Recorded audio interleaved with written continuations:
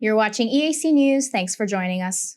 And now for a look at news making international headlines this Thursday, 17th March.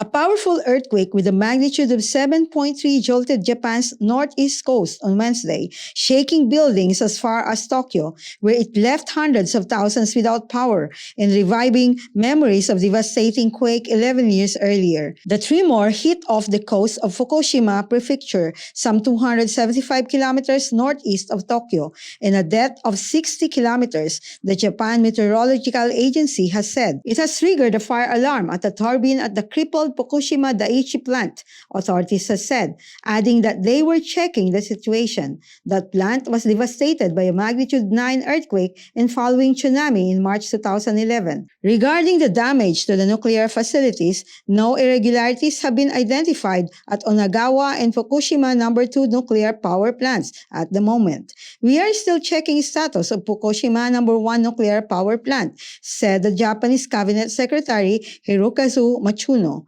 Tokyo Electric Power Company has said that around 2 million households were without power, including 700,000 in the capital, and that it was checking the condition of reactors at Fukushima and other plants, public broadcaster NHK reported. Authorities has also issued a tsunami warning for the region of as high as 1.3 feet, with public broadcaster NHK reporting waves of 8 inches in some places.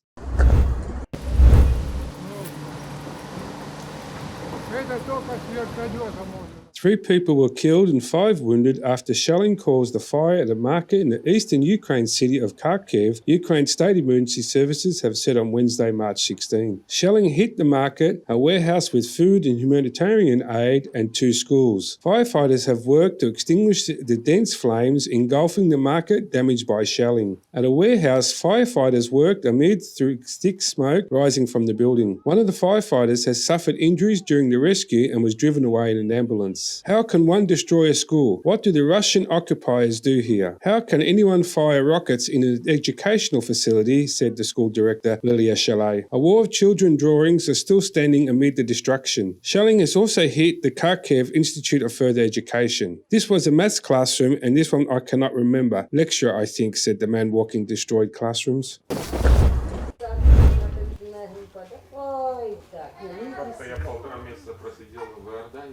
Ukrainian nurse Oksana Martinenko and her colleagues have 21 babies to look after at a makeshift clinic in a residential basement on the outskirts of Kyiv. All of them surrogates whose parent cannot come to collect them because of the war. All the while, she has her own family to worry about. Her children are in the region around Sumy, a city some 320 kilometers east of the capital, which has been bombarded by the Russian forces. It is too dangerous for Martinenko to try to reach them, so they are living with their grandmother. We haven't been able to get home since February 24th, she has said. Martinenko calls her family when she can to see if they are safe and whether they manage to sleep at night. Ukrainians across the country are dashing between homes and air raid shelters as advancing Russian forces attack cities and towns. In the bare surroundings of the clinic, one nurse pushes a baby carriage with one hand and holds an infant in the other as she and her colleagues comfort the children. Babies lie in a line of small plastic bags and bottles are stacked up to be sterilized. Staff have said that 2 couples, one from Germany and one from Argentina, had made it to Kyiv to unite with their surrogate children, but it was not clear when they would be able to take them out of the country.